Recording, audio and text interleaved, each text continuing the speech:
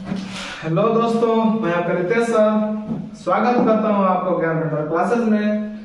तो आज हम लोग पढ़ने वाले हैं ये मैथ जो है परीक्षा से रिलेटेड है, प्रीवियस ईयर में पूछा हुआ है, ठीक है, जो आपको बहुत ज्यादा मदद देने वाली है। आप लोगों को पता होगा कि किसका मैथ है, तो क्लास 10 का कहां से लिया गया है। तो ये मैथ जो है आपको एक एग्जाम में पूछा गया कहां से लिया गया है, तो ये A1 बटा A2 जो है, ठीक है, A1 बटा जो A2 मैथ है, इस पर बहुत सारा मैथ देता है, ठीक है, ये जो है मैथ बहुत सारा देता है। आपको कंसेप्ट समझना होगा, कंसेप्ट समझ में आ जाएगा, आप किसी भी तरह का मैथ को हल कर सकते हैं। अब आप लोग सोच रहे होंगे सर कभी आप वहां से वीडियो बनाते हैं, कभी यहाँ से बनाते हैं, तो देखिए बाबू तुरंत ये एक एग्जाम चल रहा है, ठीक है, एक एग्जाम के अनुसार जैसे कि क्वेश्चन पूछेगा ठीक है, तो आपको उसी के मुताबिक क्वेश्चन को बताया जा रहा है, ठीक है।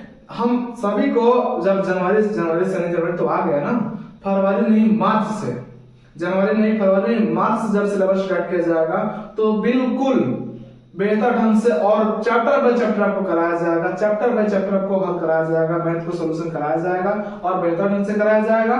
तब तक मतलब जब तक एग्जाम नहीं हो जा रहा क्लास 10 का, तब तक हम यही ऐसे ही पढ़ेंगे, ठीक है। चलिए मैथ बनाए हम लोग, चलिए हम लोग हल ढूंढेंगे।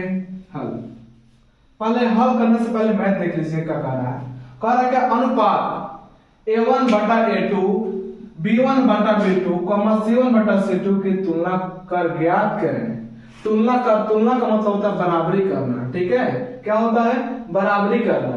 ज्ञात करें कि निम्नलिखित युग्म 3x प्लस 12y बराबर 5 और ये देखिए 2x प्लस 8y बराबर 7 असंगत है। असंगत किसको कहा जाएगा, संगत किसको कहा जाएगा, तो हम आपको यहाँ बता दें संगत और असंगत। यहाँ देखिएगा A1 बटा A2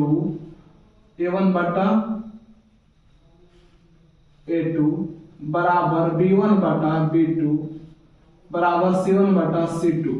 अब आपको पूछेगा, आपको हल पता होगा, ये रेखा पता होगा, यह कौन सा हल होगा, अनेक हल होगा।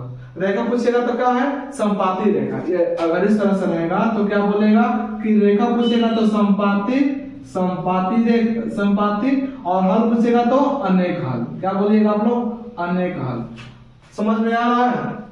चलिए अगर इस तरह से रहेगा तो A1 बटा A2 बराबर B1 बटा B2 बराबर C1 बटा C2।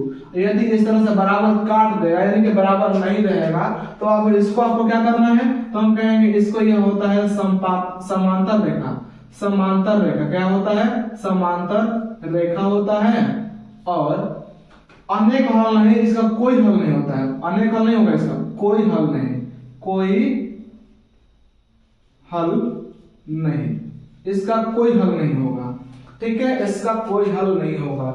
इसको क्या कहा जाएगा, सत्य या असत्य, तो इसको कहा जाएगा सत्य कहा जाएगा। देखिए इसको सत्य भी कहा जाता है, इसको सत्य कहा जाएगा, ठीक है, संभव भी कहा जाएगा। और समझ में, इसको असत्य कहा जाएगा, इसको क्या कहा जाएगा, असत्य, असत्य। अब आपको पूछ रहा है इसमें संगत संगत पूछ रहा है, तो ये जो सत्य होगा वो संगत होगा, क्या होगा, तो संगत होगा। जो असत्य है वो क्या हो जाएगा, तो हम कहेंगे असंगत हो जाएगा। क्या हो जाएगा बाबू, असंगत, असंगत हो जाएगा, ठीक है। अब देखिए कहेगा कि A1 बटा A2 बराबर नहीं है B1 बटा B2 का, B1 बटा B2 का, तो ये क्या हो जाएगा, इसका केवल एक हल होगा और एक अद्वितीय हल, इसका क्या कहा जाएगा, एक हल अद्वितीय हल, ठीक है। रेखा पूछेगा तो क्या बोलेगा, इसका रेखा पूछेगा तो क्या बोलेगा बताइए। ये क्या है, संपाती रेखा, ये प्रतिच्छेद, ये समांतर रेखा, ये प्रतिच्छेदी रेखा। क्या बोलेगा, प्रतिच्छेदी रेखा। तो यहाँ पर लिख लेंगे प्रतिच्छेदी रेखा। क्या बोलेगा बाबू, प्रतिच्छेदी रेखा बोलिएगा, ठीक है, प्रतिच्छेदी रेखा बोलेगा। और हल तो एक हल, केवल एक हल, एक हल, या फिर इसको बोल सकते हैं कि अपरिमित रूप से, सॉरी अद्वितीय हल। अपरिमित रूप से अनेक ये होता है, लेकिन इसको अद्वितीय हल बोला जाता है, केवल एक हल होगा, उसको अद्वितीय हल बोला जाएगा। और इसको भी सत्य कहा जाएगा। क्या कहा जाएगा, सत्य कहा जाएगा। और सत्य को ही क्या कहा गया है, संगत कहा गया है। देखिए वहां पे लिखा गया है संगत। और जो असत्य होगा उसको असंगत कहा गया है। ठीक है, तो ये कब कह रहा है कि A1 बटा A2 B1 बटा B2 C1 बटा C2 की तुलना कर ज्ञात करें कि निम्नांकित युग्म, निम्नांकित मतलब होता है जो नीचे लिखा हुआ है वो युग्म जो है, जो समीकरण दिया गया है, क्या आपका ये जो संगत है असंगत है कि नहीं। तो चलिए देख लेते हैं, हल करें। आपको यह ध्यान देना, ये आपको समझ में आ गया होगा कि क्या है, संगत है कि असंगत है कि संगत है। बताइए कौन होगा, तो असंगत ये वाला होगा। ठीक है, देख लेते कि क्या ये है कि नहीं है, कि ये झूठ बोल रहा है। ठीक है, चलिए हम कहेंगे कि A1 का मान कितना दिया हो बताइए तो, और फिर A2 का मान कितना होगा ये लिखना है, फिर B1 का मान लिखना है, फिर B2 का मान लिखना है, फिर C1 का, फिर C2 का। बताइए, आप लोग बताइए कि A1 का मान कितना है। तो हम कहेंगे समीकरण 1 जो है इसमें जितना भी होगा ये सब A1 B1 C1 बनेगा। तो जब पहले है यहाँ पे इसको हम A1 करेंगे, ये हो जाएगा B1 हो जाएगा, ये हो जाएगा C1। तो A1 का जगह पे क्या लिखिएगा 3, और B1 की जगह पर क्या लिखेगा 12, C1 की जगह पर कितना लिखेगा 5 लिखेगा, C1 की जगह पर क्या लिखेगा 5। अब देखिए जितना भी समीकरण 2 में है ये वाला, तो ये आपका समीकरण 2 हो जाएगा। तो ये हो जाएगा C2 A2 B2 और C2। ठीक है, तो A2 कितना है, A2 है 2, B2 कितना है 8 और C2 कितना है 7 है ना जी। चलिए अब हम हल करें यहाँ पे। अब इसको इस रूप में सजाएगा, इस रूप में सजाइएगा।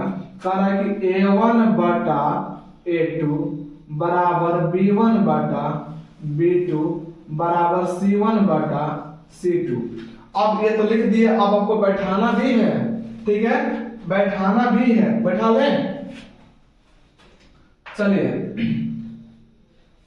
बैठा लें, देखिएगा कि A1 3 है, बैठा लीजिए। ठीक है, A2 2 है, बैठा लिए, बराबर कर लिए, बराबर दिया हुआ है।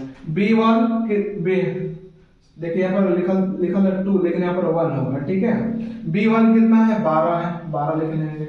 C2 कितना लिखा हुआ है, तो C2 8 है, 8 को भी लिख लेंगे। ठीक है, बराबर कर लेते हैं। ठीक, C1 कितना है, तो 5 है, C2 कितना है, तो C2 7 है ना। चलिए हम क्या करेंगे, कटा लेंगे इसको। क्या करेंगे, कटा लेंगे। तो कटाएंगे तो हो जाएगा, ये तो कटेगा नहीं, ये कटेगा, ये कट सकता है। 4 से कटेगा, 4 3 12, 4 दूने 8 हो जाएगा, 4 दूने 8 हो जाएगा। देखिएगा कि ये 3 बटा 2 है, 3 बटा 2 है। चलिए इसको आगे बढ़ा लेते हैं, ये भी क्या आ गया 3 बटा 2 है। ठीक है, तो अब यहाँ पे क्या होगा 5 बटा कितना हो जाएगा 7, 5 बटा 7। हम देखेंगे कि ये वाला क्या इसके बराबर है, तो बोलेगा जी सर ये भी 3 बटा 2, ये भी 3 बटा 2 है। क्या ये 3 बटा 2 है, कटाने पर आ सकता है, तो ये कट भी नहीं करेगा, यानी कि बराबर नहीं है। यानी कि A1 बटे A2 बराबर है B1 बटे B2 का, और B1 बटे B2 बराबर नहीं है C1 बटा C2 का, ये बराबर नहीं है। तो क्या इस तरह से कहां मिलेगा आपको, देखिए ये मिलेगा। तो बताइए आपको ये संगत होगा कि असंगत होगा, तो असंगत होगा। हम लिखे, देखो असंगत लिखा है कि नहीं, तो असंगत है, असंगत है। तो ये तो दिया ही था कि असंगत है, लेकिन आपको बताना होगा कि ये कौन सा हल होगा, कौन सा रेखा होगा। तो हम आपको बता चुके हैं, यदि रेखा पूछेगा क्या बोलना है आपको, तो रेखा पूछेगा तो बोलना समांतर रेखा। यदि हल पूछेगा, ठीक है, यदि हल पूछेगा तो कोई हल नहीं बताना है। यहाँ पर लिख लेते हैं, देखिएगा आपका ध्यान देना इस बात को। यदि हल पूछेगा तो क्या लिखिएगा कि सब कोई हल नहीं है, कोई हल नहीं, कोई हल नहीं। ठीक है, यहाँ असंगत हो गया, कोई हल नहीं लिख देना है। ठीक है, इसके बाद आपको पूछेगा कि सत्य असत्य, तो क्या बोलेगा कि असत्य। क्या लिखिएगा असत्य। ठीक है, असत्य लिखिएगा। जब आपको रेखा पूछेगा तो रेखा पर क्या जवाब दीजिएगा, तो क्या कौन सा रेखा है आपको पता है, ऊपर देख सकते हैं, यह है समांतर रेखा। कौन सा रेखा हो, समांतर रेखा। देखिए यही आपका मैथ जो है बन गया। ठीक है, आप देख सकते हैं आपके सामने लिखते हैं, और यहाँ पे बैठा दिया गया है, आप पूरा का पूरा लिख दिया है।